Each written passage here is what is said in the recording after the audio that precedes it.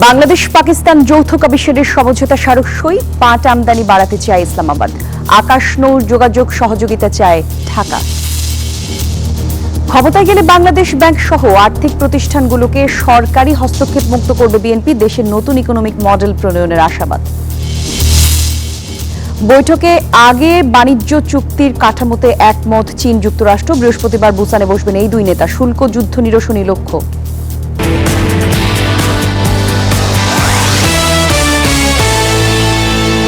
আমন্ত্রণ ব্যবসা বাণিজ্য আর অর্থনীতির সবশেষ খবর নিয়ে নিউজ 24 এর নিয়মিত আয়োজন পূবালী ব্যাংক পিএলসি বিজনেস টাইমে আপনাদের সঙ্গে আমি জান্নাতুল কুলি আছি। শিরোনামগুলো দেখছিলেন। বাংলাদেশ থেকে পাট ও কৃষি পণ্য আমদানি বাড়াতে চায় পাকিস্তান, আর দেশটির সঙ্গে জ্বালানি ও কৃষি বিষয়ে দ্বিপাক্ষিক বাণিজ্যের পাশাপাশি আকাশ ও নৌপথে যোগাযোগ সহযোগিতা বাড়াতে চায় বাংলাদেশ। নবম বাংলাদেশ পাকিস্তান যৌথ অর্থনৈতিক কমিশন জেইসির বৈঠকে শেষে এসব তথ্য জানিয়েছে উভয় দেশের প্রতিনিধিরা। এছাড়াও হালাল পণ্য আমদানি রপ্তানিতে দুই দেশের মধ্যে একটি সমঝোতা চুক্তি স্বাক্ষর হয়েছে। বাংলাদেশ ও পাকিস্তানের মধ্যে দ্বিপাক্ষিক বাণিজ্য ও অর্থনৈতিক সম্পর্ক এগিয়ে নিতে দীর্ঘ 20 বছর পরে আবারও আলোচনার টেবিলে দুই দেশ। যৌথ অর্থনৈতিক কমিশন জেইসি বৈঠকে বাংলাদেশের পক্ষে অর্থ উপদেষ্টা সালেহ উদ্দিন আহমেদ এবং পাকিস্তানের পক্ষে নেতৃত্ব দেন দেশটির পেট্রোলিয়াম মন্ত্রী আলী পারভেজ মালিক। সোমবার আগারগাঁওয়ে পরিকল্পনা কমিশনের প্রায় 3 ঘণ্টায় বৈঠক শেষে অর্থ উপদেষ্টা জানান, বৈঠকে কৃষি, আইটি, খাদ্য, বিমান ও নৌযোগাযোগ খাতে বাণিজ্য বাড়াতে সম্মত হয়েছে দুই দেশ। পাশাপাশি জোর দেন সার্ককে আরও পুনর্জীবিত করার ওপরও। কৃষি, ট্রেড, কমার্স, আইটি, ফুড প্রত্যেকটা আইটেম নিয়ে আলোচনা করেছি এবং মোটামুটি যেগুলো আমরা এগ্রি করেছি সবগুলো কিন্তু দুইটা দেশের জন্য, দুটি দেশের মানুষের জন্য উপকার হবে। আমরা সার্ককে চেয়েছিলাম একটু শক্তিশালী করতে, সার্কটা এখনও উইক। আমরা ভেবেছি সার্ক এবং এর বিয়ন্ড দ্যাট আমরা যদি যেতে পারি এরকম কোঅপারেশন। এ সময় পাকিস্তানের জ্বালানি মন্ত্রী বলেন, ওষুধ ও কৃষি পণ্যের পাশাপাশি বাংলাদেশ থেকে পাট আমদানিতে বিশেষ জোর দিচ্ছে Pakistan. We plan to make tangible progress for the betterment of the people of both the countries. Jute is something that Pakistan continues to import from Bangladesh, and we will also look into agricultural cooperation, what opportunities are there to source additional agricultural products. বৈঠকে বাংলাদেশের BSTI এবং পাকিস্তানের pH এর মধ্যে একটি সমঝোতা চুক্তি স্বাক্ষরিত হয়। এর মাধ্যমে হালাল পণ্য আমদানি ও রপ্তানিতে বাণিজ্যের বাধা দূর হবে বলে আশা করছেন সংশ্লিষ্টরা। প্রমা চৌধুরী, নিউজ 24, ঢাকা। বিএনপি ক্ষমতায় গেলে বাংলাদেশ ব্যাংক সহ অন্যান্য আর্থিক প্রতিষ্ঠানগুলোকে সরকারি হস্তক্ষেপ মুক্ত রাখা হবে বলে জানিয়েছে দলটির স্থায়ী কমিটির সদস্য আমির খসরু মাহমুদ চৌধুরী। দেশের অর্থনীতিতে নতুন ইকোনমিক মডেল প্রণয়নের কথা বলেন তিনি। সকালে রাজধানীর একটি হোটেল ইকোনমিক রিফর্ম সামিটের উদ্বোধনী অনুষ্ঠানে এসব কথা বলেন তিনি। দেশের ব্যবসা বাণিজ্যের প্রধান অন্তরায় হিসেবে বিবেচনা করা হয় আমলাতান্ত্রিক জটিলতাকে। তাই কেবলমাত্র ভোটের ক্ষেত্রে নয়, এই জটিলতা কমিয়ে গণতান্ত্রিক করতে হবে দেশের ব্যবসা বাণিজ্যের ক্ষেত্রেও। আমাদের ইন্ডাস্ট্রিয়াল পলিসি বা ইকোনমিক রিফর্ম সামিট 2025-এ এমন কথা বলেন দেশের ব্যবসায়ী, অর্থনীতিবিদ এবং রাজনীতিবিদরা। এই মুহূর্তে ক্রাইসিসের মধ্যে আমাদেরকে কনজারভেশন, এফিসিয়েন্সি এবং আমদানি দিয়ে আমাদের মোকাবেলা করতে হবে। একটা দেশ যদি লোকাল প্রাইভেট ইনভেস্টমেন্ট ক্যাটালাইজ না করতে পারে, foreign investment remains far distant achievement. Financial sector নিয়ে কথা বলছি আমরা, লজিস্টিক নিয়ে কথা বলছি, কিন্তু ডিমান্ড সাইড নিয়ে আমরা কথা বলছি না খুব বেশি। মানে ইনভেস্টররা এসে বাংলাদেশে কোন জায়গাটা ইনভেস্ট করবেন। অনুষ্ঠানে বিএনপির স্থায়ী কমিটির সদস্য আমির খসরু মাহমুদ চৌধুরী বলেন, এনবিআরকে 2 ভাগে ভাগ করে কোনো লাভ হয়নি। কর কাঠামো থেকে শুরু করে এনবিআরে পুরো ব্যবস্থা এখন আমলাতন্ত্রের নিয়ন্ত্রণে।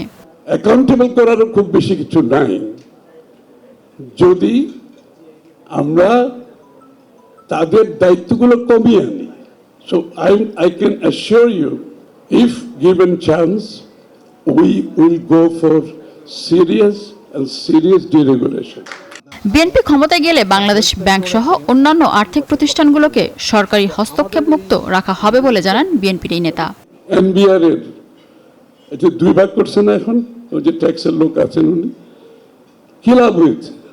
কোন লাভ হয়েছে? লাভ হবে না, কারণ আপনি সব এখানেও ব্যুরোক্রেটরা, ওখানেও ব্যুরোক্রেটরা। বাংলাদেশের মানুষ কিভাবে আয় করে, কিভাবে ব্যয় করে, ব্যবসায়ীরা কিভাবে আয় করে, কিভাবে ব্যয় করে, এবং এক একটা ব্যবসার পিছনে কি এফোর্ট যায়, এক একটা ব্যবসা পরিচালনায় তার কতগুলো সমস্যার সমাধান করতে হয়। এ সময় বক্তারা বলেন, বেসরকারি খাতের উৎপাদন বৃদ্ধি এবং মূল্যস্ফীতি নিয়ন্ত্রণই বর্তমান সময়ের বড় চ্যালেঞ্জ। এছাড়া বিনিয়োগ বৃদ্ধি, মূলধন সংকট কাটানোর পাশাপাশি অবকাঠামোগত দুর্বলতা, নীতি ও প্রাতিষ্ঠানিক দুর্বলতা দূর করা না গেলে অর্থনৈতিক প্রবৃদ্ধি সম্ভব নয় বলে মনে করেন বক্তারা। স্টেটের প্রত্যেকটা অর্গানের মিনা ফেরদাউস, নিউজ 24, ঢাকা।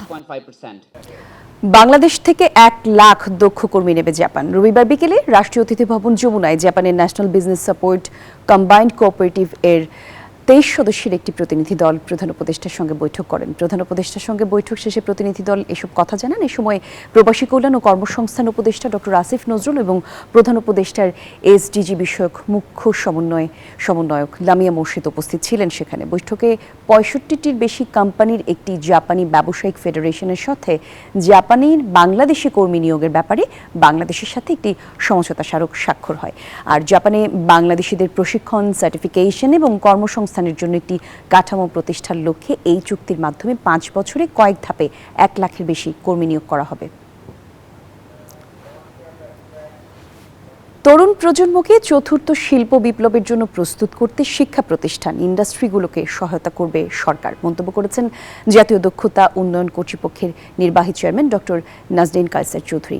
সোমবার সকালে রাজধানীর ডিসিসিআই মিলনায়তনে আয়োজিত চতুর্থ শিল্প বিপ্লবের প্রেক্ষাপটে স্মার্ট মানব সম্পদ উন্নয়ন শীর্ষক গোলটেবিল আলোচনায় এসব কথা বলেন তিনি।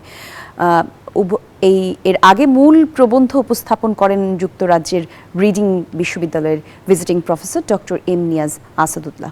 আলোচনায় বক্তারা কৃত্রিম বুদ্ধিমত্তার জন্য আগামীর ইন্ডাস্ট্রিতে দক্ষ জনশক্তিও টিকে থাকা নিয়ে শঙ্কা প্রকাশ করেন। আর এ সময় চতুর্থ শিল্প বিপ্লবের যুগে টিকে থাকতে স্মার্ট মানব সম্পদই বাংলাদেশের প্রধান ভরসা বলে মন্তব্য করেন Dhaka chamber of commerce and ইন্ডাস্ট্রির ডিসিসিআই সভাপতি তাসকিন আহমেদ।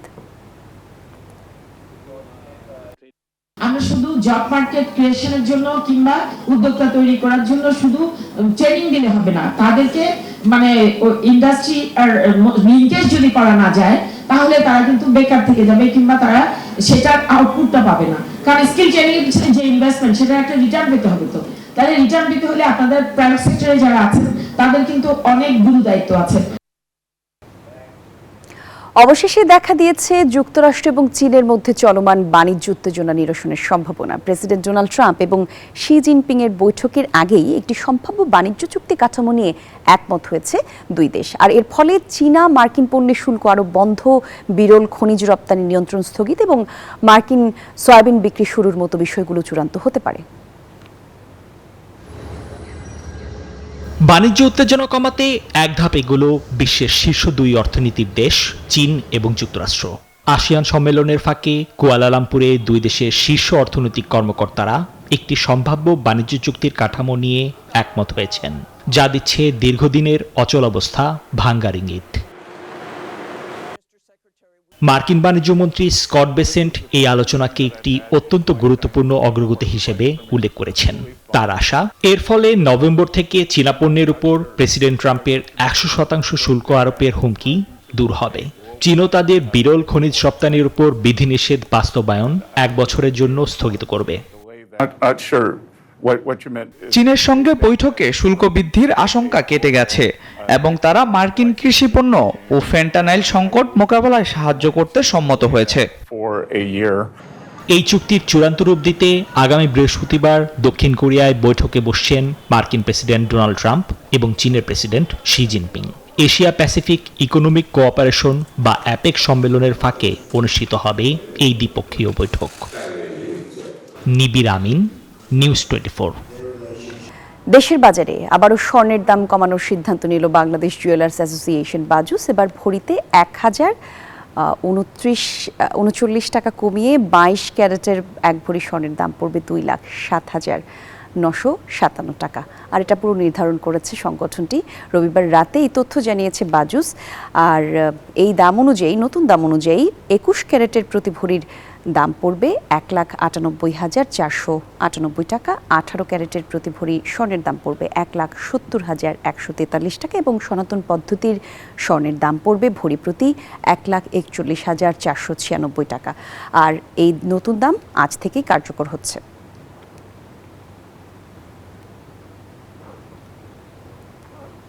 রংপুরে ব্রি 103 জাতের আমন ধানের আশানুরূপ উৎপাদন হয়েছে।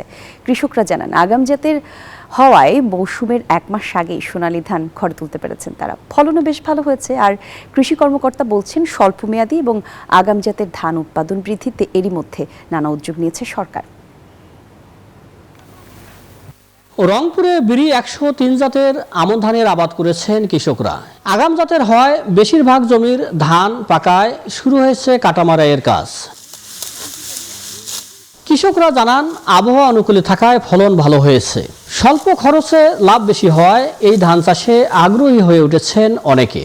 125 দিনে আমরা এই ধানটা হাফ শতক কাটলাম, কেটে এখানে 16 কেজি, তাতে বিঘায় আমাদের 26 মণ আসে।